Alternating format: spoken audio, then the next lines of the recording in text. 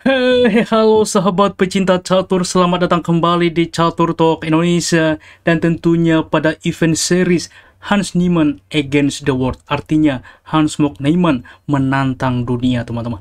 Sebelumnya ia sudah menghadapi Anish Giri, dan saat ini ia menghadapi Nikita Petugov, dan juga dilanjutkan ke depan Grandmaster dari Prancis, yaitu Etienne Bacrot. Dan sangat luar biasa bagaimana perjalanannya, teman-teman. Ia menunjukkan bahwa ia layak masuk menjadi top Grandmaster. Langsung kita simak permainan yang menarik ini. Hans Mok Niemann putih mengawali langkah dengan pion ke C4. Ia memilih pembukaan Inggris. Kuda ke F6, lalu G3 mempersiapkan fianchetto, G6 begitupun dengan hitam, gajah ke G2, dan gajah ke G7 sehingga di papan Kings Indian variasi fianchetto. Di 4 saat ini menguasai sentral, rokade pengamanan, dan kuda ke C3. Pion ke D6 saat ini membuka juga diagonal gajah, kuda ke F3 mempersiapkan juga rokade, C5 menantang sentral, rokade, dan kuda ke C6. Saat ini ditukarkan juga menuju endgame, pion menerima pion menerima kembali, tetapi ia tidak tertarik, langsung menukarkan menteri, memainkan gajah ke E3 mengancam pion ke depan, dan begitupun dengan hitam gajah ke E6 menantang kembali pion. Tidak ditukarkan menteri, melainkan menteri ke-4 mensupport pion, dan kuda ke D7 juga mensupport pion. Di sini benteng ke D1 tentunya langsung mengepin kuda sehingga gajah ke depan menantang pion. Di sini menteri menghindar ke C8 dan kuda ke sentral saat ini. Ini adalah langkah trik, teman-teman. Kita bisa bayangkan kuda ini dihilangkan, maka ke depan kuda menerima pion skak, waktu yang sama mengancam menteri sehingga benteng ke E8 mensupport pion.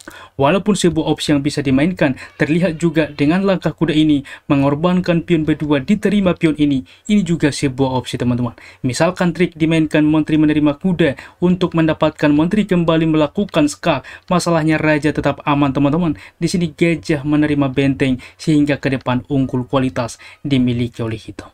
Kita kembali, teman-teman. Di sini Nikita Petugov lebih memilih benteng ke E8 mensupport pion, maka gajah ke F4 saat ini dengan mensupport kuda ke depan di petak C7 memforking salah satu benteng. Kuda ke E5 tentunya juga menghalangi gajah menawarkan kuda. Kuda mukul kuda, gajah menerima menawarkan simplifikasi. Gajah mukul gajah, kuda menerima, dan benteng ke D2 menumpuk benteng ke depan di file D. Gajah saat ini juga mengancam menteri mundur ke B3, dan gajah ke C6. Manuver tentunya kita lihat menawarkan juga ke depan kuda terhadap gajah. Di sini benteng ke D1 fokus rencana, benteng ke B8, dan F4 mengusir kuda. Kuda berpindah ke G4, lalu menteri ke C3 saat ini dengan ide ke depan, teman-teman, bahwa sebelumnya rencana dari benteng untuk mensupport pion melaju, dan di sini juga ke depan dapat mengancam sehingga menteri ke C3 juga ke depan mendorong pion melaju, maka pion ke 6 mengusir kuda.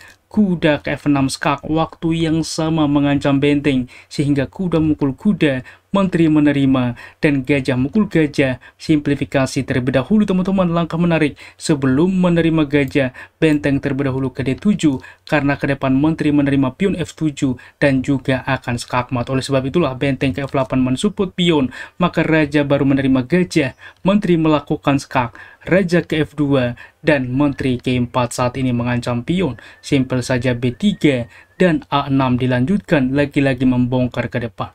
Menteri ke E7 mengancam pion C5. Di sini tidak dicoba dengan satu langkah walaupun bisa mensupport pion, tetapi membongkar B5 dimainkan oleh Nikita Petugov. Pertukaran pun terjadi, teman-teman. Menteri menerima pion C5 dan keunggulan pion 1 bebas ke depan yang akan dimanfaatkan oleh Hans Mok Niemann. B4 dimainkan, maka menteri ke D4 menawarkan simplifikasi karena sudah unggul endgame, teman-teman. Di sini menteri ke A8 mengancam juga pion, ditawarkan menteri ke A7. E5 saat ini mengorbankan pion untuk membuka file F, teman-teman. Diterima lagi-lagi pengorbanan ini. Menteri ke 4 mengancam pion, menteri ke E3 dimanfaatkan juga file F sudah terbuka. Menteri ke F5 skak, menteri menutup, menteri ke H3 mengancam pion, raja ke G1 tepat waktu mensupport pion. Benteng ke A8 saat ini lagi-lagi tentunya mengancam pion. Di sini juga menawarkan pertukaran, tidak diterima langsung pion ini, tetapi benteng ke E7 di mana ke depan dengan ide menumpuk, teman-teman, mendorong ke depan. Benteng menerima pion A2, dan coba teman-teman Anda pos B ini apa yang dimainkan oleh Hans Niemann di dalam posisi seperti ini. Bagaimana teman-teman? Selamat bagi Anda bisa menemukan langkah itu pion ke 6. Dan di sini menteri ke F5 tentunya. Karena seperti ini apabila diterima teman-teman pion ini, walaupun membuka benteng mengancam menteri, di sini menteri akan ke E5 ancaman skakmat juga mengancam pion. Menteri ke H6 mencegah skakmat mendapatkan pion E6 skak. Raja berpindah, maka dilakukan skak saat ini. Raja berpindah dan raja wajib berpindah terlebih dahulu teman-teman. Apabila langsung fokus rencana sebelumnya menumpuk benteng di baris ke-7, memainkan benteng ke D7, masalahnya ini blunder karena counter attack. Menteri ke C1 ada tempo skak teman-teman. Oleh sebab itulah raja harus berpindah terlebih dahulu. Karena apabila saat ini baru berpindah, masalahnya menteri ke F1 counter attack adalah skakmat. Kita kembali teman-teman di dalam pos seperti ini. Menteri ke F5 masih dicoba menawarkan. Maka pion menerima pion tempo skak. Benteng menerima benteng memukul benteng saat ini. Menteri juga langsung menerima benteng. Dan menteri ke B8 skak. Sebelumnya opsi yang lebih baik ialah benteng melakukan skak, raja berpindah, menteri ke D4, di mana ke depan keunggulan pion bisa melaju, ada potensi ke depan mengancam menteri mengancam raja. Tetapi Hans Moknaiman lebih memilih tentunya dengan menteri dibuat melakukan skak, raja berpindah, menteri melakukan skak, raja ke H6, dan benteng ke F1 mengancam menteri. Menteri ke A7 skak, raja ke G2 dilakukan skak, benteng menutup, dan menteri ke A6 mengancam pion.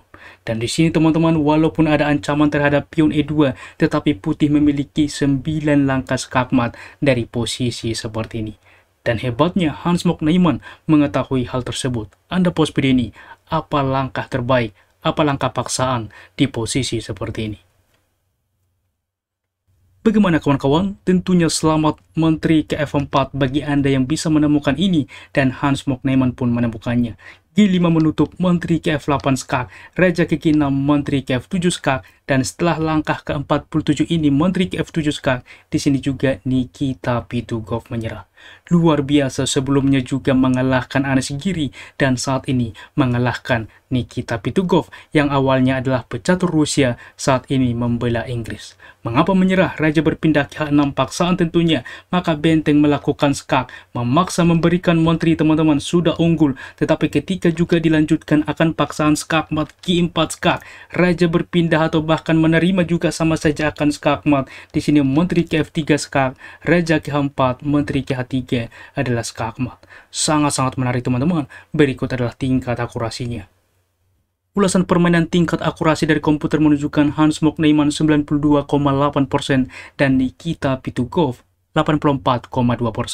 Demikianlah ulasan catur menarik hari ini. Jika suka teman-teman jangan ragu pencet like yang membuat kami semakin bersemangat lagi di dalam mengupdate konten catur terupdate selanjutnya.